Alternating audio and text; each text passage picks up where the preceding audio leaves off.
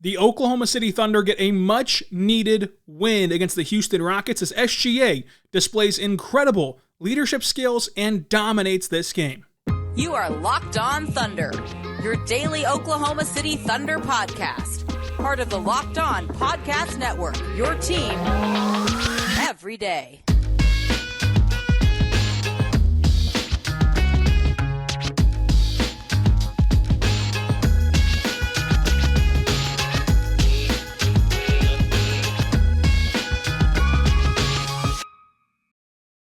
Let's get it going on the Locked On Thunder podcast on the Locked On Podcast Network. Your team every day. I am your host, media member and editor-in-chief over at thunderousintentions.com, Rylan Stiles. You can follow me on Twitter at Rylan_Stiles. Follow the show on Twitter at LOThunderPod. Email the show, LOThunderPod@gmail.com. On today's show, we're going to dive into the Oklahoma City Thunder getting a much-needed win over the Houston Rockets. SGA showed off his leadership skills and dominates this game. Mike Muscala has a big one. Josh Giddey has a big one. Pretty much everybody had a great game in this contest, and the team will start a road trip tonight that will shape the future of this season. We'll start the way we always do with our game overview, but first I want to say right now that this podcast is brought to you by PrizePicks, folks. PrizePicks is incredible, and it is a great app that you can use. You can receive a 100% instant deposit match guarantee up to $100 when you use our code LOCKEDON. That's prizepicks.com, promo code LOCKEDON. The game overview, Jeremiah Robinson-Earl was out, but he did return to the G League and play for the Blue that morning and played really well. I was there watching him. He played awesome. He looked good. I think that'll probably only be down there for maybe a game or two more and then be right back up with OKC. It might be hard to rejoin during a road trip, but we've seen it done before. We'll see kind of how long he's out for, but he looked good in his first G League action. Lou Dort is still out with that hamstring injury, is out tonight as well against Golden State with that hamstring injury. Lindy Waters and Eugene Omoruyi are both into the G League. Poku and Chet, of course, are both out with extended injuries. Kevin Porter Jr. was out, Jayshawn Tate was out, and Eric Gordon was out for Houston. Garrison Matthews was a DNP CD. So the Thunder start an interesting lineup. SGA, Josh Giddey, Aaron Wiggins, Jaylin Williams out of Santa Clara, and Mike Muscala. Getting Wiggins and Muscala in the same starting five was fun, but this was all about SGA.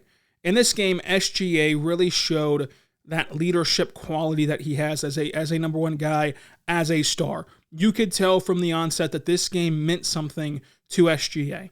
I mean, he was slapping himself after made shots. He was talking to the Thunder bench. He hit this beautiful turnaround, fall away, fade away shot over Jalen Green and goes over to the Thunder bench. Off of that, kind of gets carried over there by that fall away and starts yelling at the Thunder bench like he was into this game. He had that look in his eye. He was kind of in kill mode, a must-win game type of vibe, and he set the tone for Oklahoma City. This was a massive game for the Thunder.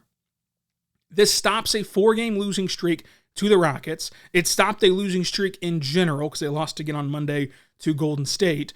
And if you get beat by the Rockets twice in 1 week and then you head out west for a difficult road trip that sees the Warriors again, that sees the Lakers on a very important night where LeBron only needs 36 points to become the NBA's all-time leading scorer. You play Portland, who has the player of the week and Dame Lillard on their team and is vying for a playoff spot as well. And then you come back and play New Orleans for your first game back at home. That is a devastating blow if you were to fall on Saturday night. But SGA set the tone, did not allow that to happen, and played this game with such an edge that it forced everyone to rise their intensity level, everyone to rise their energy level, and they played the way they're supposed to play, where they didn't do that on Wednesday night. In the first quarter, SGA dropped 20 points. In the first quarter, 20 points, 3 rebounds, 3 steals, and a block, shot 70% from the floor. That's a career high in a frame for SGA. That is enough for most people's entire game. That was just the first quarter for SGA. And it was the way that he was getting to his shots that is so impressive. I mean, he outright bullied Jabari Smith Jr. He absolutely bullied him. And Jabari Smith Jr.'s calling card, and I've been saying it since the draft process last year, was his defense. He's going to be a really, really, really good defender in this league. And of course, he's a rookie. Of course, that stuff will come with time. And I'm not worried about Jabari Smith Jr. I'm not worried about Jalen Green. I think that's more of a Houston problem, a coaching staff problem, than a individual problem with those two. But in this game, Jabari Smith Jr. got absolutely torched and bullied by SGA. And it wasn't just that SGA had the herky-jerky finesse stuff that we always talk about. SGA just truly got a head of steam, lowered the shoulder, and bumped Jabari Smith Jr. off of his spot and created himself a wide-open layup multiple times in this game. Finished through contact from Jabari Smith Jr. for an and one. Like, SGA had his way with the Houston Rockets. And along with using his strength, he still used that finesse, he still used that mid-range game, but something that was noticeable in this one was how well he was using his gather of the ball, like gathering it low to avoid contact or to draw contact and avoid getting ripped, and then finishing through it, grabbing the ball high whenever needed to. Like, the way that he was picking up the ball was really the key to him scoring at the rim in this one. With that massive first quarter, he led OKC on a 19-8 run over Houston. This was his fifth game with 40 points. He did not play in the fourth quarter. So he played 3 quarters, and his normal rotation does not allow him to play that much in the second quarter. He only plays the last 6 minutes, 7 minutes of the second quarter. He played 3 quarters, scored 42 points, 6 assists, 4 rebounds, 3 steals, 2 blocks, shot 61% from the floor, 14 for 15 at the free throw line. SGA played like a superstar. This was his first game since being named an All-Star and being officially tabbed as an All-Star, period. No longer having to attach All-Star caliber, no longer having to attach future All-Star, no longer having to qualify anything. SGA is an All-Star. And the way that he's played this year is incredibly sustainable, even the efficient shot making. SGA is awesome. SGA set the tone, and he did exactly what you want a leader to do after you've been embarrassed in that single week. Wednesday was an embarrassing effort, embarrassing loss. Everyone can address that. And by this particular team, they've had your number since 2020. I mean, you were below 500 against the abysmal Rockets, who are going to finish with the worst record in basketball for 3 straight years. You were below 500 against them entering Saturday. Something had to change. And it mattered to this team that something did change. You could tell by the way SGA played. You could tell by Isaiah Joe after the game saying, we owed them one. You can tell by the fact that Mike Muscala allowed us into what happened pregame, where Coach usually has these montages of scouting clips and things to watch for. And Muscala said that Coach did not show them any of that. Like, he did not show them any scouting clips and just wanted to see how they would respond. And Muscala said that at that moment, the team kind of knew it was going to take a different mentality tonight to get the job done. So from top to bottom, everyone knew what was at stake here. Everyone knew what was on the line here. And the Rockets even got Jalen Green back. And yet still, the Thunder imposed their will, eventually got up 45 points, and had a much-needed victory. And now they head west on a much better note than what they would have in the alternative. And here's the season. What you do against Golden State tonight, what you do against the Lakers tomorrow, what you do against Portland at the end of the week, that will shape what direction this season takes post-All-Star break. Because then you return home, you play the Pelicans and the Rockets again at home, and then head into Salt Lake City into the All-Star break. And tonight, there's no Steph Curry for the Warriors. Tomorrow, of course, will be a very emotional game for the Lakers, for LeBron, for basketball in general. We'll be back on TNT, and these guys are just saying all the right things about it. But that'll be a tough one. And then Portland in the weekend to win the week. So coming up, we're going to talk about Isaiah Joe some more. Talk about J-Dub, who I think had a sneaky good game that people kind of overlook considering how many players scored in double figures and had great games offensively scoring the ball. Jaylin Williams showed an impact beyond scoring in this game. Mike Muscala had the best game of his season so far. Jaylin Williams out of Arkansas was also huge. Josh Giddey played a fantastic game, nearly capturing a triple-double. And Kenny Hustle continues to be a high-level player. So we'll talk about all that coming up. But first, I want to tell you right now about our good friends over at PrizePicks, folks. PrizePicks is incredible. Go there right now to the app, or go to PrizePicks.com and use the code LOCKEDON to receive a 100% deposit match guarantee up to $100. What PrizePicks is, it's just you versus the projected numbers. You pick 2 to 6 players, and you guess will they score more or less than their PrizePick projections. So 2 to 6 players. So for example, tonight, you can say, Shai, will he score more or less than 25.5 points? If he scores more and you bet more, you win. And then couple that with, let's say, Kenrich Williams rebounds. More or less than 2.5. He gets 3, boom, you win that as well. And you can win up to 25 times your money in any entry. It's no competing against other players. It's just you versus the projected numbers. They offer all the sports that you watch: NBA, NFL, MLB, NHL, PGA, college football, men's and women's college basketball, soccer, WNBA, esports, NASCAR, tennis, MMA, boxing, disc golf, Eurobasket, cricket, and more. So, entries can be made in 60 seconds or less. It's safe and offers fast withdrawals, and it's currently operational in over 30 states and Canada. Download the PrizePicks app right now. Go to prizepicks.com, use the code LOCKEDON, and enjoy 100% instant deposit match up to $100 whenever you use that code LOCKEDON at prizepicks.com and the PrizePick app. We're back on the Locked On Thunder podcast. On the Locked On Podcast Network, your teams every day want to make sure you're ready for the NBA trade deadline. It's approaching rapidly, and Locked On has you covered. Thursday, February the 9th, tune into the NBA YouTube channel, Locked On NBA YouTube channel at 2 p.m. Eastern Time to hear reactions from the trades that will change the rest of this NBA season, who will be contenders, who will be tanking for a better future for the second half of the season. Subscribe to Locked On NBA on YouTube so you do not miss this incredible live stream, and do not miss their episodes 5 days a week talking about the entire landscape of the NBA. Let's continue talking about this amazing win for OKC over Houston. Isaiah Joe, 18 points, 2 steals, a block, 2 assists, 62% from 3, shooting 5 for 8 from beyond the arc. The NBA has to do the right thing. They have to put him in the three-point contest. If I'm sitting there watching the three-point contest in Salt Lake City and I do not see Isaiah Joe, I will be very, very, very disappointed. Very, very sad.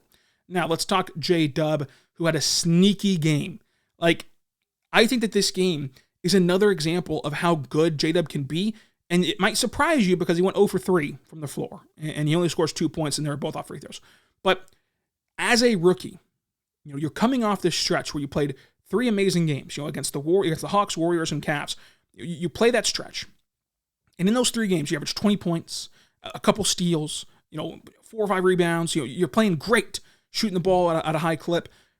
You're playing awesome against 3 really good teams. Those are playoff or better teams who each presented different matchups to J-Dub with their size in Cleveland and Atlanta, and then the switchability of Golden State. And then you don't have it scoring-wise against Houston. In a game that we've seen matters a lot to these guys. We gave the examples before the break of how much it mattered to these guys. There would be a draw to kind of press and to do too much and try to break out of this mini slump for him from the floor in this game. But he didn't. He continued to let the game come to him, and he continued to impact the game at a very high level. 6 rebounds. Incredible, especially for this team that got dominated on the glass last time out. 7 assists. Fantastic playmaking, fantastic job of keeping the ball moving and not allowing the ball to stick and keeping the offense in rhythm. Only 1 turnover opposed to those 7 assists. 1 foul, while of course playing defense at a high level with his switchability, with his wingspan, doing really good there. In fact, Synergy grades out J-Dub as a very good isolation defender as a rookie, and he played 30 minutes. And in this game, J-Dub made winning plays that get kind of lost because it doesn't feel like a winning plays type of game when you win by 45 points, when you win by a bajillion points. But there were some moments in here where J-Dub helped extend that lead and helped grow that lead and made plays that in a closer game could be the difference. And then, of course, he's just a fun player. He's just a very fun guy, very fun player. He broke into SGA's press conference and was screaming about how SGA's an all-star starter, asking us if we got the clip, and then SGA was kind of jokingly telling him to go home, Dub, okay, we get it, Dub. It was really funny. You've all seen the clip by now, but that was just a really funny moment for SGA, for J-Dub as well. Mike Muscala mentioned about how he said that Mark showed them, or didn't show them clips, and had them go and set their own tempo, and the team responded well. He got the start, scored 19 points, 6 rebounds, 5 for 8 from 3, just like Isaiah Joe. 70% from the floor. He had a Dirk fade in the lane, by far the best game of the season from him. He got a podium game, and he mentioned something also that I thought was interesting, that he told Mark before the season started that, hey, this year, I don't want to know when I'm playing, when I'm not playing. I just want to do my routine as normal, and if I get in the game, great. If not, great. Just don't tell me beforehand if I'm in the plans or not for the rotation. And so far, that's worked out for him. It's helped him stay ready and helped him stay involved. We'll talk about Josh Giddey and Kenny Hustle coming up, but I want to talk first about Jaylin Williams out of Arkansas. That is a huge weapon for OKC to have J. Will out of Arkansas have that ability to draw charges. Through 20 games, J. Will has drawn 10 charges. He's getting a charge every 27 minutes, according to Nick Gallo of Bally Sports. He drew back-to-back charges in this game on Alprene Sengun. That was his third and fourth fouls for Sengun, which took him out of the game, obviously. And that's a huge weapon. That's arguably the best player on Houston's roster. And I'm not sure that's even arguable at this point. I think that he just simply is the best player for the Rockets. And you took him out of this game. And especially when their best player is a post player for a team that is lacking a definite center right now, whenever Chet Holmgren's hurt, whenever JRE is down with the blue, whenever Poku's hurt. It's really J. Will, Muscala, and that's kind of it. To then get Sengun out of the game is massive for OKC. And that goes for anybody, any position, any team. When you draw charges, you're not just ending the possession, you're picking up a foul on somebody else. And so if you draw 2 of those a game, and they just happen to be against Sengun or happen to be against, the top scorer, the best player, like that is huge in the long run. That is a huge advantage for your team. In this game, he had 8 points, 6 rebounds, had a nice assist on a beautiful bounce pass to Ousmane Dieng in transition. That bounce pass was thrown probably 90 miles an hour, and Dieng finished at the rim in transition. It was a nice look whenever J. Will could have popped the 3, but instead went to a better look at the rim from Ousmane Dieng.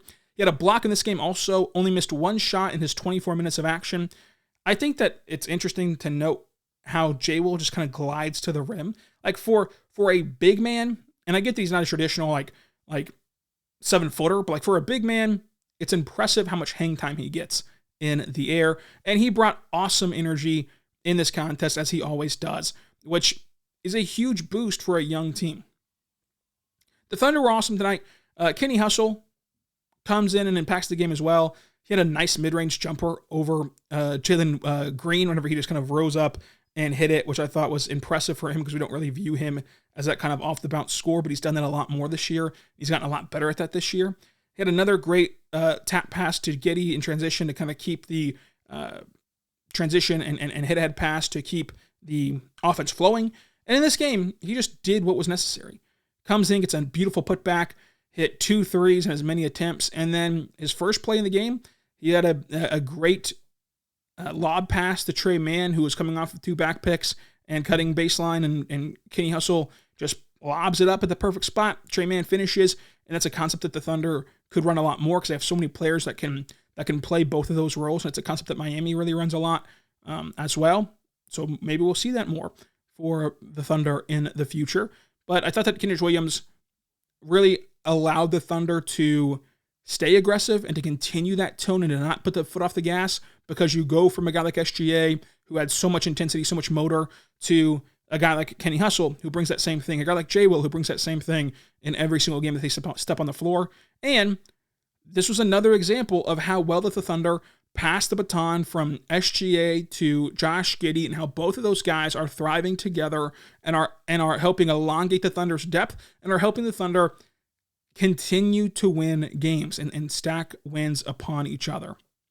I thought in this game that it was kind of one of the best displays of Josh Giddey using his size to his advantage and picking his spots on when to utilize what move. We'll talk about that coming up, but first, I want to say right now about our good friends over at Built Bar. Built Bar is a fantastic protein bar that tastes just like a candy bar. Go to BuiltBar.com, use the promo code LOCK15, get 15% off of your next order.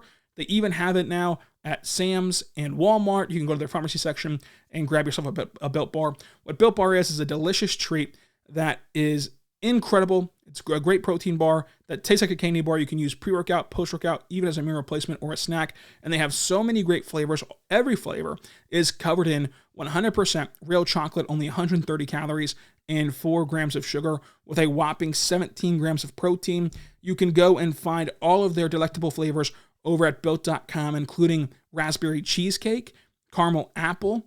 You can build your own box and have a plethora of these, like brownie butter chunk, brownie butter puff, coconut marshmallow, churro, banana cream pie even, My personal favorite, cookies and cream, double chocolate, salted caramel, raspberry, mint brownie, all that fun stuff, including chocolate peanut butter, which I think is a blend of two of the best things on earth. So check it out today, built.com, and you can use the code LOCK15.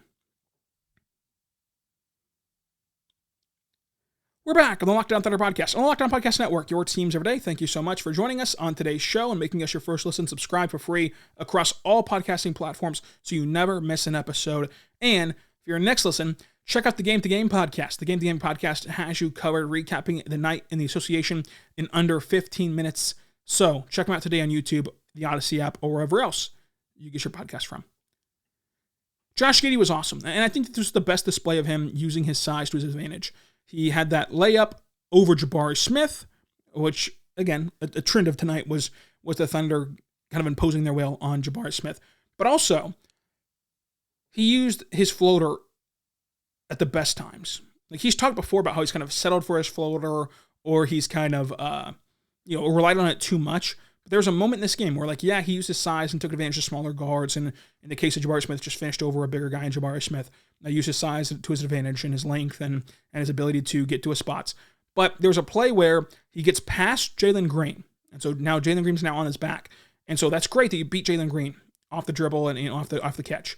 But he stopped short of Fernando, who is, of course, a more imposing big man in the lane trying to protect the rim, and just floats the ball over Fernando instead of attacking Fernando. Like that understanding in the quick second to know when to go to your floater, to know when to challenge somebody at the rim, that is going to take him to that next step as a scorer. He finishes with 17 points, 10 assists, 8 rebounds, 3 steals, a block, only 2 turnovers for the turnover crowd, a foul, 61% from the floor, and 1 for 4 from deep. I thought that with Josh Giddey, you of course know the passing's going to be there. Surprisingly enough, he only struggles at throwing lob passes, which I find hilarious because you would imagine that such a great passer would be incredible at throwing lobs, but so far, the guys just can't get on the same page. He tried one at the Baisley a few games ago, did not work. Tried one to J-Dub, and this one did not work. But besides the lob passes and the alley-oops, he's been incredible as a passer on the bounce, through traffic, threading the needle, creating for others, just putting them in the right spot, leading them to the right open area on the floor. But also the rebounding is huge, especially for a team that lacks size and that lacks a true board merchant that can just go up there and bring down all the rebounds. 17 points in this game was awesome because he scored at all 3 levels. He got that 3 to fall eventually, but took some really good looks that we've seen over the last month or so will fall. Just got to get back into the groove of having them drop for him. Josh Giddey was awesome, and the Thunder were awesome. I mean, the Thunder had 6 players score in double figures, 2 players with 9 points, so nearly 7-8 players that had double figures for OKC. This game was never in Houston's favor. The Thunder never trailed. They only tied 1 time. OKC once led by 45 points, and after getting embarrassed a bit on the rebounding battle on Wednesday, even beyond what the box score says, the Tari Eason possession where he had 10 rebounds in 1 possession, that is just them out physicaling OKC and out manning OKC on the glass, which they did consistently Wednesday, despite what the box score said. OKC won the rebounding battle 42-34. They forced 15 turnovers. Houston turned the ball over 15 times, and OKC turned it over just 8 times. OKC shot 57, 45, and 87. Houston shot 50, 33, and 77. OKC lost points in the paint 68-62. OKC won second chance points 21-16. And the big difference is OKC got out and ran. They turned the ball over for Houston. They forced turnovers, which allowed them to get out in transition. They got more rebounds, which allowed them to get out in transition. And the Thunder dominate fast break points 27-12. OKC ends up winning 153-121. This was the 7th game for OKC in which they scored 100-plus points in 3 quarters, and they avoid their 5th straight loss to Houston. The MVP of this game has to be SGA. He was phenomenal, and we talked about him in the first segment. So what's to come?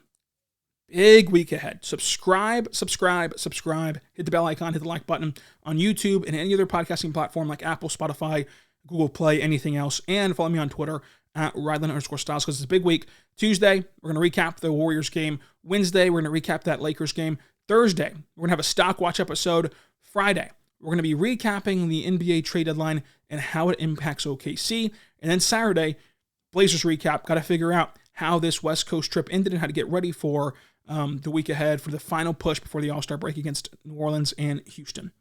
And then it's time for the All-Star break. It's time for the festivities where SGA will be an All-Star for the first time, and J-Dub and Josh Giddey will play in the Rising Stars, and hopefully Isaiah Joe will play in the three-point contest. We'll see if he gets invited. He wants to go, and so now the ball's in OKC's court. We'll see if that actually comes to fruition or not. So, until tomorrow, be good and be good to one another.